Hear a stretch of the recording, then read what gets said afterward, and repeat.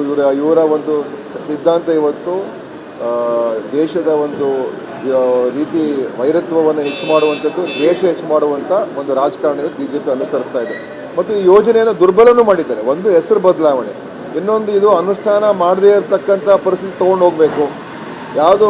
ಯಾವ ಒಂದು ಯೋಜನೆ ಕೇಂದ್ರ ಸರ್ಕಾರದ ಪೂರ್ತಿ ಬೆಂಬಲದಿಂದ ಅನುಷ್ಠಾನ ಆಗ್ತಾ ಇತ್ತು, ಅದನ್ನು ಇವತ್ತು ಬದಲಾವಣೆ ಮಾಡಿ ಕೇಂದ್ರ ಸರ್ಕಾರ 60, ರಾಜ್ಯ ಸರ್ಕಾರ 40% ಅಂತ ಮಾಡಿ, ಹೆಚ್ಚು ಕಡಿಮೆ 50-50ನೇ, 60-40 ಏನು ವ್ಯತ್ಯಾಸ 50. ಅದು ಹೆಸರು ಮಾತ್ರ ಇವರು. ಈಗ ನಮ್ಮ ಆಯುಷ್ಮಾನ್ ಯೋಜನೆ, ಆಯುಷ್ಮಾನ್ ಭಾರತ್ ಆರೋಗ್ಯ ಕರ್ನಾಟಕ ಯೋಜನೆ ಹೆಸರು ಮಾತ್ರ ಮೋದಿ. 75% ದುಡ್ಡು ಕರ್ನಾಟಕ ಸರ್ಕಾರ ಕೊಡ್ತಾ ಇದೆ, ಕೇಂದ್ರದ್ದು ಬರೀ 25%. ಈ ಅದು ಆಯುಷ್ಮಾನ್ ಭಾರತ್ ಯೋಜನೆ ಕರ್ನಾಟಕದಲ್ಲಿ ಆಗ್ತಾ ಇರುವಂಥದ್ದು. ಸುಮ್ಮನೆ ಹೆಸರು ಮಾತ್ರ, ಪ್ರಚಾರ ಮಾತ್ರ ಅವ್ರದ್ದು. ಅದೇ ಥರ ಇದರಲ್ಲೂ ಕೂಡ ಇಂಪ್ಲಿಮೆಂಟ್ ಎಲ್ಲಿ ಮಾಡ್ತಾರೆ? ಒಂದು ಕಡೆ ರಾಜ್ಯಕ್ಕೆ ದುಡ್ಡು ಕೊಡ್ತಾ ಇಲ್ಲ.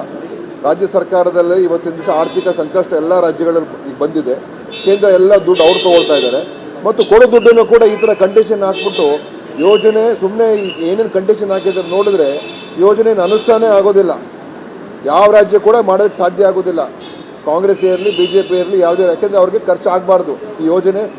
ಮೊದಲೇ ನರೇಂದ್ರ ಮೋದಿಯವರು ಪ್ರಥಮ ಭಾಷಣದಲ್ಲಿ ಅವ್ರು ಏನು ಹೇಳಿದ್ರು, ಈ ನರೇಗಾ ಯೋಜನೆ ಅತ್ಯಂತ ಒಂದು ಕಳಪೆ ಯೋಜನೆ ಇದು ಅಂತ ಹೇಳಿ ಅದನ್ನು ಭಾಳ ಟೀಕೆ ಮಾಡಿದರು. ಆಮೇಲೆ ಅವ್ರಿಗೆ ಗೊತ್ತಾಯ್ತು ಎಷ್ಟು ಒಳ್ಳೆಯ ಯೋಜನೆ ಅಂತ ಹೇಳಿ ಅನಿವಾರ್ಯವಾಗಿ ಮಾಡಲೇಬೇಕಾದ್ರೆ ಅದು ಈಗ ಅದನ್ನು ಮುಗಿಸ್ಬೇಕು ಅಂತ ಹೊರಟಿದ್ದಾರೆ. ಸೊ ಮಹಾತ್ಮ ಗಾಂಧಿ ಹೆಸರನ್ನು ಕೂಡ ಅವರಿಗೆ ಯಾವತ್ತೂ ಕೂಡ ಪ್ರೀತಿ ಪ್ರೇಮ ಇಲ್ಲ. ಇವತ್ತು ಯೋಜನೆ ಬಗ್ಗೆಯೂ ಕೂಡ ಅವರಿಗೆ ಒಂದು ನಕಾರಾತ್ಮಕ ಮನೋಭಾವ. ಸಾಮಾಜಿಕ ನ್ಯಾಯ ಕೊಡುವಂಥ ದೊಡ್ಡ ಯೋಜನೆ ಆಗಿತ್ತು. ಬಡತನದಿಂದ ಹೊರಗೆ ಬರ್ತಕ್ಕಂಥ ದೊಡ್ಡ ಯೋಜನೆ ಆಗಿತ್ತು. ಗ್ರಾಮೀಣ ಭಾಗದ ಒಂದು ಕಾರ್ಮಿಕ ವರ್ಗಕ್ಕೆ ಏನು ಮಿನಿಮಮ್ ವೇಜಸ್ ಹೆಚ್ಚಾಯಿತು ಅದು ಈ ಯೋಜನೆಯಿಂದಲೇ.